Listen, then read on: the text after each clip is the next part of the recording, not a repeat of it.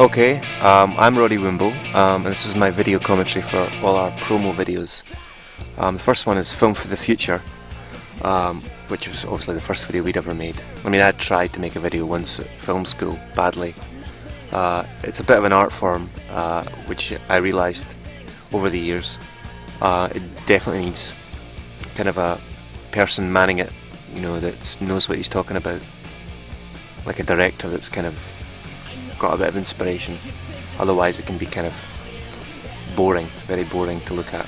There's a few examples of that coming up, but this is a first video that we made. At the time we were known primarily as a chaotic live band, but just really being introduced to the music world that year, so our record label at the time just wanted us to make a live video. We wanted to have us playing in a sort of, not in a concert format, which I didn't understand why not, but I might more of that later. But this was, so I mean, it was basically us playing on a soundstage in West London, kind of learning how to mime, which is very hard to do. I mean, not if you're a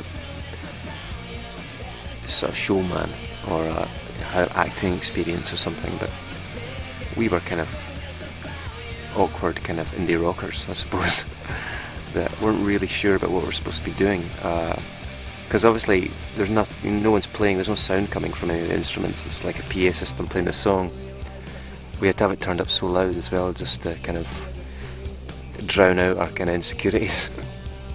This was made by Adam Berg, who's a Swedish director that we actually ended up working with for the few videos after this too. He had a good relationship with Food Records, who we were signed to, so he seemed nice and he'd seen us play live, and he said all the right things at the time, you know. This is an old man, but you knew that. It was, I suppose it was kind of more of a cinematic nod, but it just kind of looks a bit out of place, I suppose. I mean, I think it's not bad for what it is. Interestingly, the graffiti in the background is done by Graham Coxon from Blur, who came down that day. He was on the same label as us.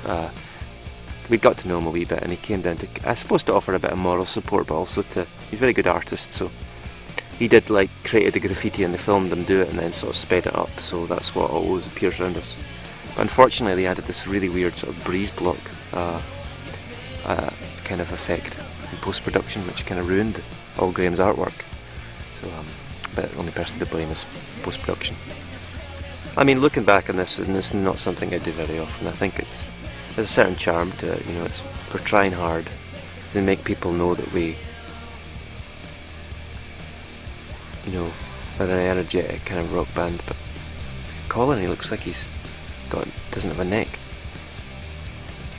I think, I mean, 1998, I look upon that year as just sort of, we did a lot of discovering about different things, you know, and making videos was kind of the first thing we were thrown into, and we quickly learned kind of, you know, that it was important to have a sense of who you were and what you wanted to look like.